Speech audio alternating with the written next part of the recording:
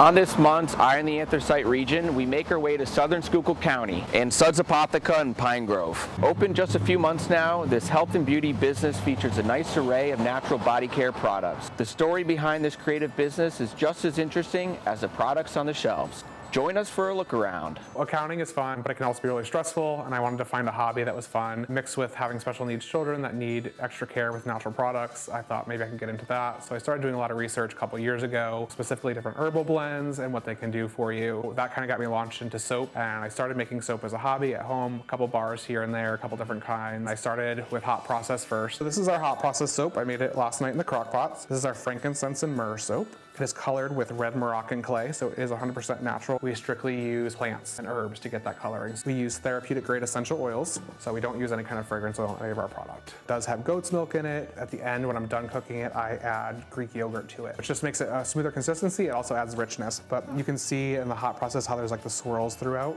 I use this soap cutter just so that every bar is even, and then I always trim off the edges.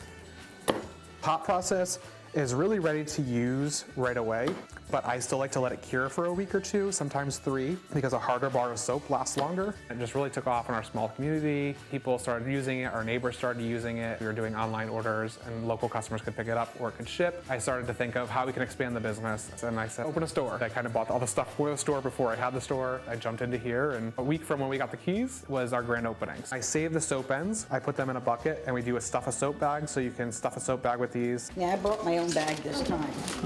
Cold process, it's a 4 to 6 week cure time. Local goat's milk from Burnsville. The pumpkin spice latte soap, the coffee grounds act as exfoliant, so it feels really good and scratchy. So this one is a customer request. This is pine tar soap. A lot of men have been asking for it because it's got like a smoky smell to it. And we add orange. There's oatmeal in here. There is black walnut husks in here. This is our snowy black forest, peppermint and pine soap. And you can see there's little sprigs of dried pine on the top. This is my Practical Magic soap. This is just all dried natural flowers on top. There is coffee grounds in this as well as an exfoliant, and there's activated charcoal in here. This is one of my personal favorite bars. Our peppermint twist. This one I did not put yogurt in, so as you can see, you don't really have the swirling. Well, I got a doggy shampoo bar for my dog.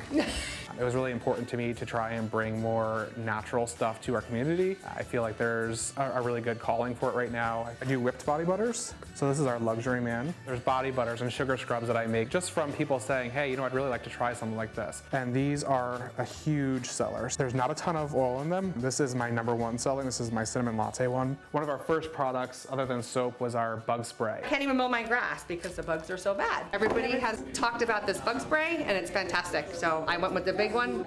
You don't want to harm on your body, so it was all natural. So then we started to think of different things we can make, and we started making all natural lip balm just from herbs from our garden. And a lot of it is trial and error, but there is a ton of research too. There is a lady on TikTok who really inspired my soap. If I have a problem, I reach out to her. You're seeing chamomile flowers, rose flowers, all different kind of herbs to make the tea. We have our whole tea wall, which is really cool. It's all loose leaf teas. It's from a farm in Connecticut, which is where I was born. When you're drinking herbal tea, there are a lot of benefits to it. You scoop it in a bag, they write the name of the tea on their bag, and then they bring it up here and we weigh it. It's sold by the ounce. And then over here, we have all of our all-natural bath salts, Epsom salts, essential oils, and then dry herbs. There is so much garbage in this world as far as plastic. You buy the bottle one time from our refillery wall. You take the bottle, you go over there, and you fill it with whatever you want. There's laundry detergent over there, there's multi-surface cleaner, there's hand soaps, there's gonna be other things to come. This is a shampoo that another local person makes for us. She makes it all natural. It's rosemary and mint. It smells really, really good. We have a whole incense table over there that is made from a woman in Pine Grove. We have soap bags that are crocheted by a woman in Pine Grove. So it's nice to keep things local and kind of spotlight different vendors in the area. Blueberry cinnamon bun.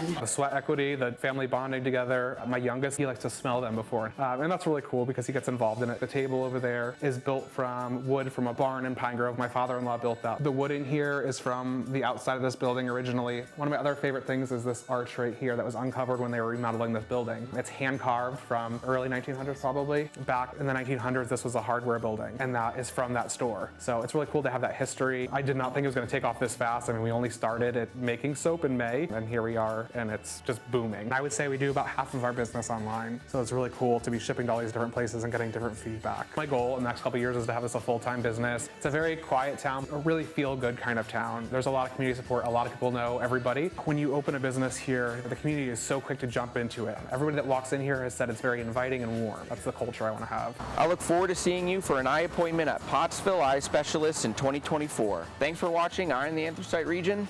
See you next month.